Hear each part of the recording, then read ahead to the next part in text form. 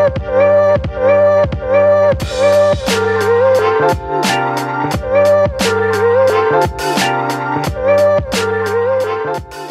bonsoir à tous, bienvenue de nouveau sur la chaîne de l'Hexamone Crypto. Nous sommes toujours le jeudi 9 janvier 2025, 17h50. On va faire le point en cette fin de journée sur la situation du Bitcoin en flash spécial. Le Bitcoin est en train d'essayer un petit rebond. On va essayer de regarder ça ensemble. On va voir ce qui se passe et on va regarder aussi quelques altcoins après. Allez, on s'installe confortablement et on démarre. Mais avant, bien évidemment, je rappelle à tout le monde que tout ce que je vais dire dans cette vidéo n'est en aucun cas un conseil financier. C'est à vous de faire vos propres recherches. Et n'oubliez pas que le trading de crypto comporte des risques de perte partielle ou majeure. Allez, on démarre. On démarre avec notre Bitcoin, donc toujours en vue jour. Et donc là, ce qui est pas mal, comme vous pouvez le voir actuellement, c'est que pour l'instant, on est en train d'avoir le potentiel rebond. Pour l'instant, ça tient. Et tant mieux, heureusement. Heureusement parce que je rappelle que là, il y a un niveau clé qu'il ne faut absolument pas breaker. Ce niveau clé, c'est le support bas de range à 92 509 $ en vue jour. Pour l'instant, on voit qu'on a fait une toute petite mèche, mais pas d'inquiétude. Pour l'instant, on est plus haut. Et on a aussi un support juste au-dessus à 93 477 $ ici. Donc pour l'instant, ces deux niveaux clés sont en train de tenir, tant mieux. Tant mieux parce que je rappelle qu'il y a une situation qui pourrait être extrêmement compliquée sur le Bitcoin si jamais on break, ne l'oublions pas, hein. Ce pattern en double top, on a quand même une ligne à ne surtout pas breaker à 92 092 qui est ici. Il ne faut absolument pas breaker cette ligne, sinon malheureusement, vous l'avez compris, on validerait le premier top.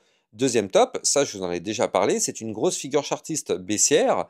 Donc pour l'instant, on voit que ça rebondit parfaitement et vraiment tant mieux, parce que là, on va pas se mentir, si le Bitcoin valide ce double top, ce sont des points beaucoup plus bas qui nous attendent sur notre Bitcoin. Maintenant, pour l'instant, comme je vous l'ai montré tout à l'heure, c'est en train de rebondir, tant mieux, on ne casse pas les niveaux clés. Maintenant, on n'a pas de choix, il va falloir quand même rebondir à un moment donné. Actuellement, on est posé sur la moyenne mobile 50 périodes. Cette moyenne mobile, elle se trouve à 94 400 $. Et donc là, pour l'instant, bon, là, on est un tout petit peu en dessous, mais je veux dire, la journée n'est pas terminée. Pour l'instant, ça tient plus ou moins, ça va. La vérité, c'est que ça va. Pour l'instant, on s'en tire pas trop mal par rapport à cette configuration. Maintenant, ce qui serait parfait, eh bien, ce serait de valider le scénario dont je vous avais parlé. Hein. Pour ceux qui m'ont suivi déjà ce matin, eh bien, je vous avais parlé de ce scénario, regardez ici en vue 4 heures. Donc, on avait vu effectivement qu'on avait notre range, et regardez, on est parfaitement en train de rebondir justement sur le bas du range en vue H4, et là, on voit qu'on est peut-être en train d'essayer de récupérer de la force. Alors, je rappelle, hein, les échelles de temps, la vue 4 heures est moins importante que la vue jour est moins importante que la vue hebdomadaire est moins importante que la vue mensuelle. Mais bon, au bout d'un moment, il faut bien qu'on démarre de quelque chose si on veut repartir et reprendre de la force. Il faut bien qu'on démarre d'une petite vue, et petit à petit, on consolide, et on essaie de faire quelque chose de plus important. Et donc là, actuellement, on est en train de faire, pour l'instant, le rebond, ce qui serait parfait pour confirmer ce potentiel rebond, ce serait de récupérer déjà dans un premier temps les 95 041 et si possible, venir récupérer ici notre ruban de moyenne mobile. Alors ça semble compliqué, mais quand même à 97 150 $, ce serait déjà pas mal du tout pour confirmer un rebond. Mais bon, pour l'instant, ne nous y méprenons pas. On n'a pas de figure chartiste de retournement haussier, on n'a rien. On est juste effectivement sur un début de rebond. Mais vous le savez, en général, un rebond, ça se passe en plusieurs étapes. D'abord, on fait un premier bottom. En général, on revient retester pour voir si ça tient. Et là, effectivement, on redémarre. Pour l'instant, on n'a rien de tout ça. Là, on n'a rien. On est en train d'avoir un rebond technique parce que, bien évidemment, après la chute qu'on a connue, forcément, il y a des personnes qui buy the dip, ce qui est tout à fait normal.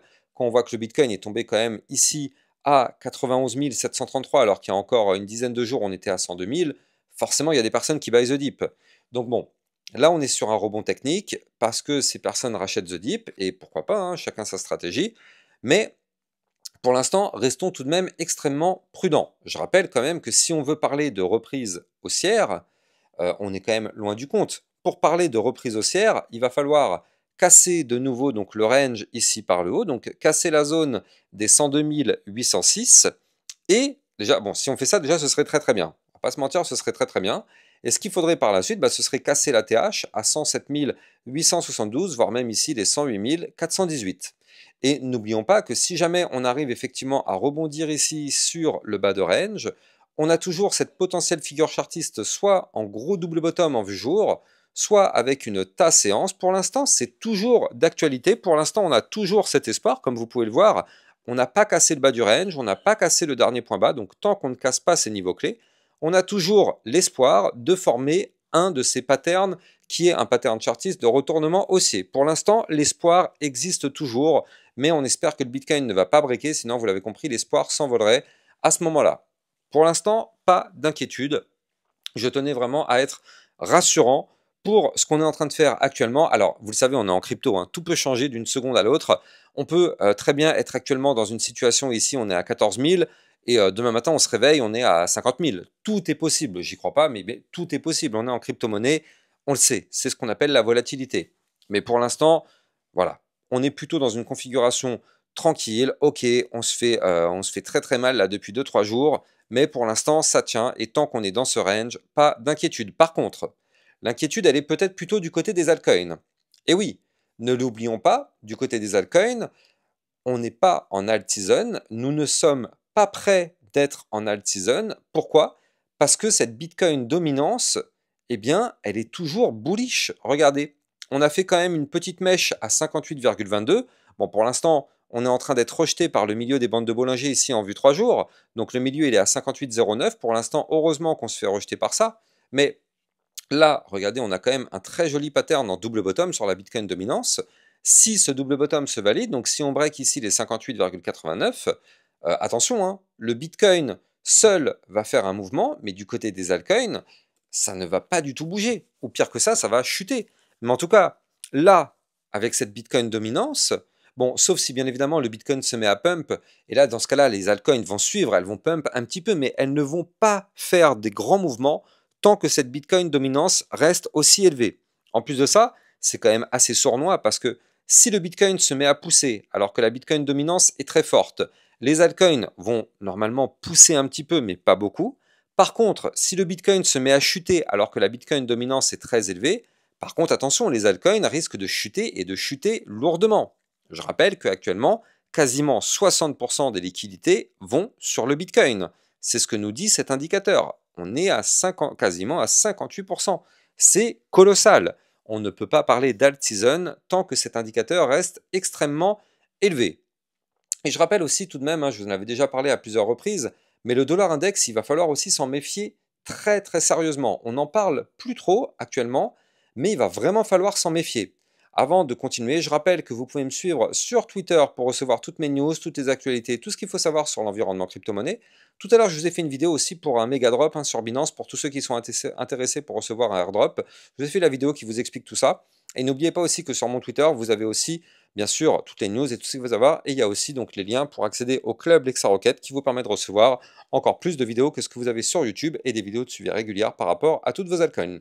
Les liens sont en description de vidéo. Alors, je vous en avais déjà parlé un petit peu il y a quelques temps, mais le dollar index, n'oublions pas qu'il nous forme ici un très menaçant triple bottom. Je rappelle bien évidemment que c'est une figure chartiste bullish. Et là, malheureusement, on a breaké. On a breaké la semaine dernière. Il fallait absolument pas clôturer au-dessus de la résistance des 106,892. Malheureusement, on a breaké. Le dollar index est en train de reprendre de la force. Et si on va chercher la target du pattern, ben, regardez ça. C'est pas pour être démoralisant, hein, mais bon, là, la target de ce pattern serait d'aller chercher les 113,202 et pourquoi pas même les 114. Donc là, vous l'avez compris, le dollar index est dans une configuration menaçante du fait qu'effectivement, il est en train d'avoir une configuration haussière et surtout, vous le savez, c'est un phénomène de balance. Quand le dollar monte, le Bitcoin chute. Quand le dollar chute, le Bitcoin monte. Or, si là, le dollar nous montre des signaux bullish, ça n'aide pas le Bitcoin à remonter. Au contraire, ça le descend. Donc forcément, il faut absolument checker de façon très régulière ce dollar index qui est actuellement extrêmement menaçant avec cette configuration haussière. Maintenant, tout peut changer, vous le savez, encore une fois. Bon, on a une poussée haussière, mais au bout d'un moment, on aura forcément un pullback, un retracement technique. La ligne qu'on a breakée à 106,892, à un moment donné, elle sera retestée. Donc à ce moment-là, bien sûr, le Bitcoin pourra reprendre de la force. Mais bon, pour l'instant, on n'y est pas encore, donc prudence. Allez, on va en profiter pour jeter un coup d'œil du côté des altcoins. On va parler de la crypto-monnaie, le SUI. Ça fait quelques temps que je vous en ai pas trop parlé de la crypto SUI, mais regardez tout de même, c'est une crypto qui, ok, on a eu une chute ces derniers temps, c'est vrai, mais on n'est pas non plus sur une configuration extrêmement flippante hein, quand même. Quand on regarde bien ce qui se passe, le SUI est toujours dans une belle configuration haussière. Donc cette crypto, je rappelle que je la suis quand même dans le club LexaRocket. J'ai pas trop l'habitude de l'analyser sur YouTube, mais bon, je me suis dit, tant qu'à faire, ça change un petit peu. Donc là, du côté de la crypto-monnaie SUI, il faut noter quand même que depuis, donc ici, le 9 novembre 2024, eh bien, on est dans un très joli canal ascendant. Donc les points bas sont de plus en plus hauts, les points hauts sont de plus en plus hauts. Donc pour l'instant, du côté du SUI, la configuration est et reste, bien sûr, complètement bullish. Maintenant, qu'est-ce qui s'est passé? On est venu chercher le bas du canal ascendant. On a pour l'instant rebondi sur ce bas du canal ascendant. Et donc là, c'est une zone de support, hein, bien sûr. Pour l'instant, ça tient. En plus de ça, on avait un support majeur à 4,434 $. Donc pour l'instant, ces niveaux clés ont parfaitement tenu. Hein, vous le voyez, ce support est ici. Ça tient. Donc vu que là, pour l'instant, c'est en train de tenir, eh bien, c'est plutôt rassurant. Maintenant, il y a un petit problème. Il y a quand même un petit problème sur le SUI, c'est qu'en fait, on a malheureusement, dans la phase baissière, cassé la zone de support qui était ici à 4,921 $. Et ça, malheureusement, c'est délicat parce que maintenant, cette zone de support s'est transformée en résistance. Et qu'est-ce qu'on voit? On voit qu'hier, regardez comment c'est ultra précis quand même, hein. Hier, on est venu toucher la résistance une première fois. Aujourd'hui, on essaye de récupérer la résistance, mais pour l'instant, cette zone des 4,921 n'arrive pas à être récupérée. Alors oui, si on arrive à récupérer cette zone, bien sûr, l'idée serait de repousser, donc aller chercher le milieu du canal ascendant à 5,0419 $, puis par la suite aller chercher le dernier point haut à 5,2938 $. Et si on casse ces niveaux clés, alors oui, dans ce cas-là, on pourrait avoir une nouvelle poussée haussière pour aller chercher des points encore plus hauts. Parmi ces points plus hauts, on aura ici bien évidemment le haut du canal à 5,68 $, mais on aura aussi un niveau clé Fibonacci à 5,9948 $, voire même, pourquoi pas, aller chercher dans les prochains mois les 7,7263 $. Mais bon, tout ça, bien évidemment, vous l'avez compris, ça dépend du Bitcoin. Je pense que le Bitcoin nous a suffisamment donné des leçons. C'est lui le boss. À chaque fois qu'il fait un mouvement, et surtout à chaque fois qu'il chute, toutes les altcoins chutent avec ce Bitcoin. Alors, on va en profiter aussi au passage pour aller checker une autre petite crypto-monnaie. Alors, on va aller checker notre Solana, tiens. Le Solana qui est actuellement posé sur le support des 191,83. Et heureusement qu'on a ce support, hein, vraiment. Heureusement qu'on a ce support, parce que la chute aurait pu être beaucoup plus violente. Avant de continuer, je rappelle que vous pouvez trader toutes ces cryptos en utilisant mon lien de parrainage Binance que vous avez en description de vidéo, qui vous permet d'obtenir un bonus sur vos frais de trading, et surtout ça vous permet de trader sur une plateforme enregistrée PSAN auprès de l'AMF. N'hésitez pas, le lien est en description de vidéo. Donc là, effectivement, on a ce support au 191,83. On voit qu'on est revenu retester ce niveau clé, hein. C'est un niveau clé qu'on avait breaké il y a plusieurs jours, le 1er janvier. Depuis la cassure, on a eu le pump et on est revenu retester le niveau clé qu'on break. De toute façon, vous connaissez la musique, je pense que je vous l'ai tellement appris.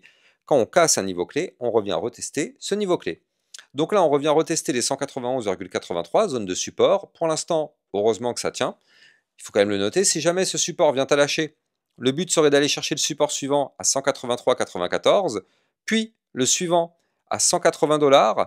Et après, si on casse ces niveaux clés, c'est pour aller chercher les 173, puis les 160. Maintenant, ça c'était le cas de figure effectivement pessimiste, mais étant donné qu'on est sur un support, et que pour l'instant le Bitcoin a peut-être, est en train de faire un rebond.